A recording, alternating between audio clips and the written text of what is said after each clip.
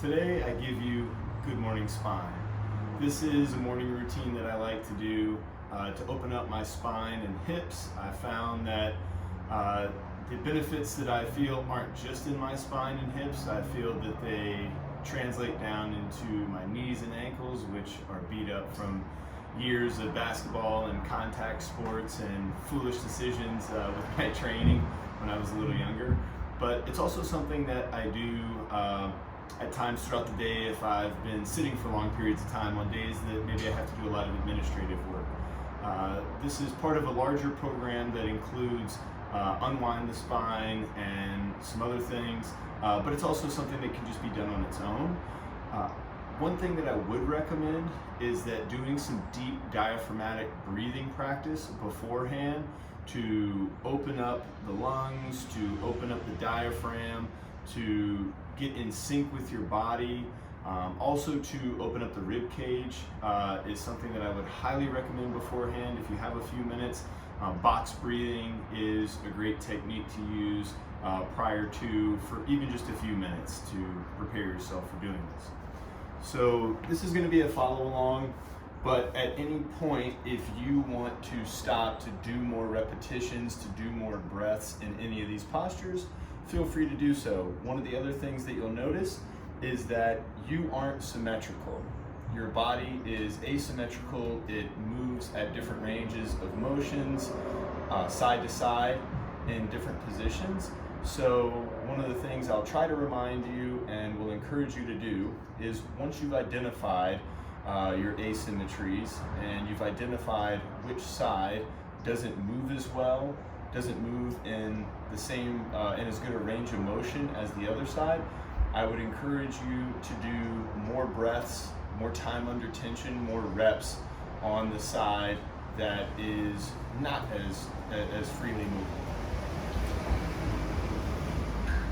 So we'll start in a quadruped position, and we're going to start with a basic cat-cow to engage the core, engage the breath, and get the spine moving. So we'll begin by taking a big breath in, tucking the tail, chin and chest, pushing the ground away through my shoulders, and then exhale, opening the chest, tilting the tail up to the sky, looking up to the sky, out through my chin.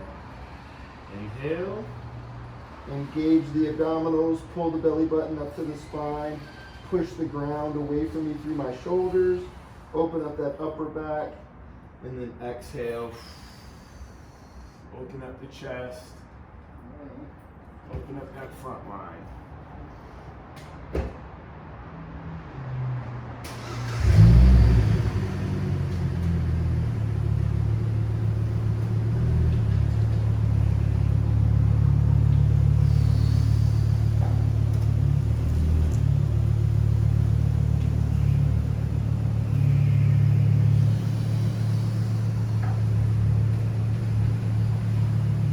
Back to neutral, and I'm going to do something I've heard called wag the dog, but the way I look at it is I'm trying to move my spine in the same way that a jump rope moves. Keeping my hips still in space for the most part, as best as I can, but just moving my spine through lateral flexion, extension, and flexion. And let's go the other direction. Really try to explore a big range of motion here. And you can use your hands and knees against the ground to help assist getting into greater ranges of motion through this jump rope circle. Okay. Now we're going to go into the world's greatest stretch, also known as the spider stretch. Heel below the knee. So I'm going to go left leg forward first, right knee straight. All right. And first thing I'm going to do is just really get back into my breathing, taking big belly and rib cage expanding diaphragmatic breaths.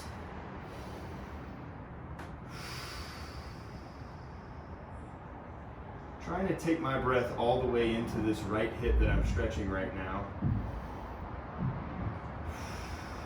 When you get skilled at breathing, will be able to create an internal stretch with your breath that's very beneficial, in the same way that the fascia of a balloon gets stretched when you blow air into it. It's part of internal stretching, which is a crucial piece to a bigger system. Now we'll get into another piece of internal stretching, which is intention. So now what I'm going to do is squeeze my right glute to both push my hip forward, but also to lengthen my right leg out through the bottom of my right heel. So I'm projecting energy from my right hip all the way out through the bottom of the right heel, while at the same time trying to lengthen my left thigh out through the end of my knee. So in essence, I'm stretching myself in two different directions while I continue to breathe deeply.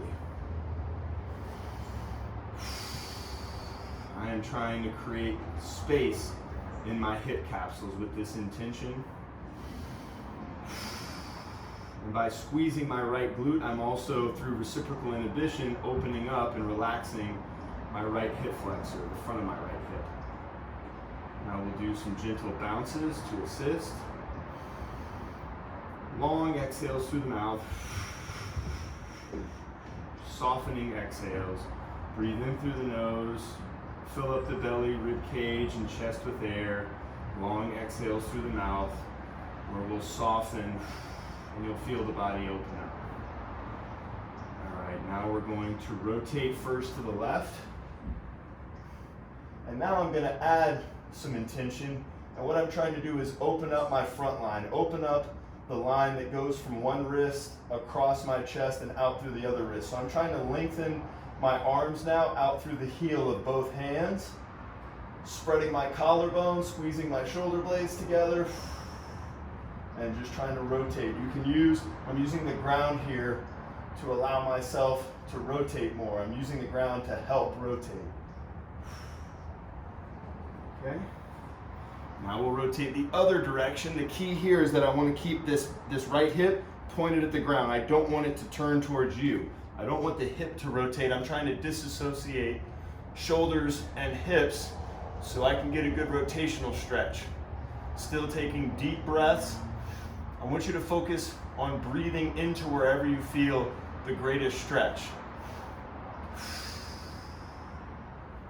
Okay, back down.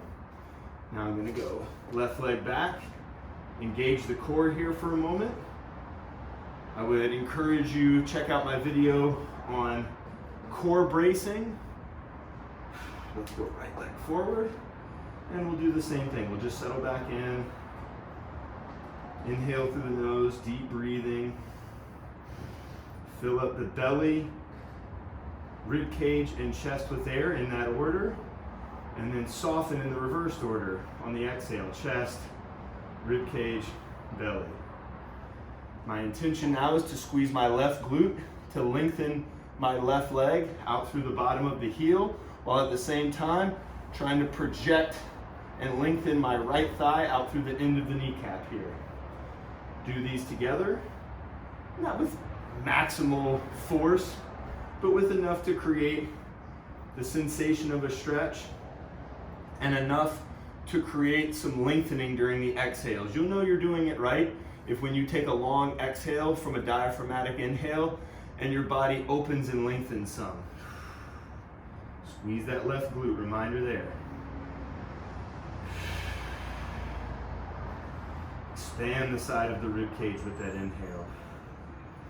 Now I'm going to turn to the right first, spreading my collarbones and trying to lengthen both of my arms in opposite directions out through the heels of my hand. I'm also turning to look up to the sky because the spine likes to move in the directions the eyes are focused, so that's helping. If I can even look through my right peripheral vision here, I'll get more rotation. Hips stay still pushing my left hip to the ground, squeezing that left glute, lengthening my left leg out through the bottom of the left heel, rotating my spine to the right. Turn more with the exhale. Turn more with the exhale, gently. go to the other direction. Keeping my left hip pointed at the ground, trying to extend my left hip to the ground, rotating to the left now. Let's take 5 big deep breaths.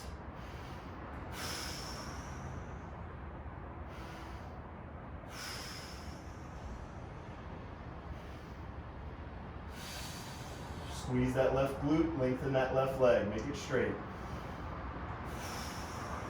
Open that right leg. Okay? Now from here I'm going to go right leg back. I'm going to embrace my core again for maybe 7 to 10 seconds here just to get it engaged. And then I'm going to push my hips to the sky and lift the ground over my head to engage my upper back into what's most commonly known as a down dog. Now, you'll notice if you look at my lower back that it's in neutral, all right?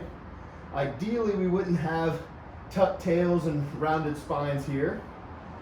So what I'm doing is keeping my knees fairly straight. The more mobile you are here, the straighter they'll be. Allowing my heels to sink to the floor. And then what I'm doing is just trying to keep my tail lifted so that my spine's in neutral, and also lifting the ground overhead and trying to lengthen my arms out through the heels of my hand while keeping my shoulders in neutral here.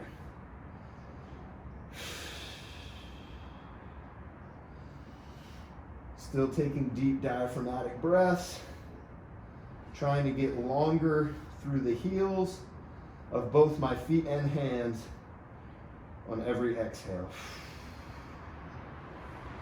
Notice that I keep the back of my head in line with my spine. And now let's drop to the knees. Bring the hands back so that they're under my shoulders. I'm gonna put my right hand lightly on the back of my head and then turn and rotate to my right.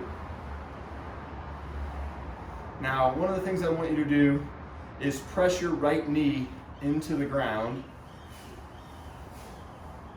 to keep your hips still and engage your core as you rotate to the right here. And what we're trying to do is open up the line of tissue that goes from your sternum across your chest, out your nipple line, across your nipple line, and out through the front of the shoulder biceps. So what we're doing now is trying to lengthen the body from the sternum out through the tip of my right elbow. Once again, you can use the ground on your left side with your left hand to help turn you, but still keep that right knee firmly planted into the ground. Rotating a little more with each exhale.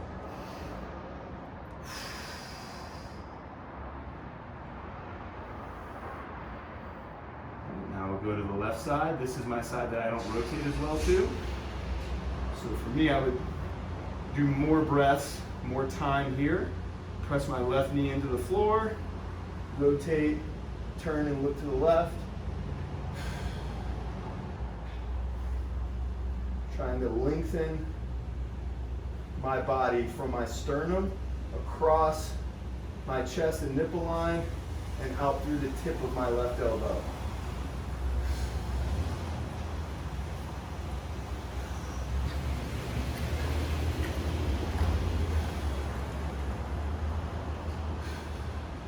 Deep breaths. Breathe into the back of the rib cage and belly.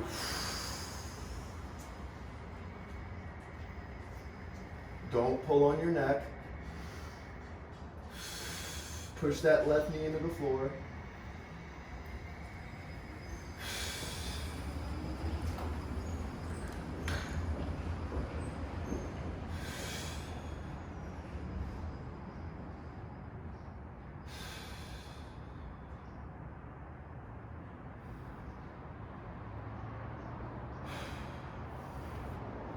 Straighten the knees. Squeeze the glutes and drop the hips while opening the chest, packing the shoulders down, squeezing the shoulder blades back together. And we're just going to look straight ahead here, squeezing the glutes. knees off the ground. Now keeping your hips still, turn and rotate the shoulders to look over your right side. Just take like 3 breaths. Breathe into the front of that left hip. Face straight ahead and keep re-spread those collarbones. Now let's turn and look over the left shoulder. Squeeze that right glute extra hard to push the right hip to the floor. Breathe into the front of the right hip.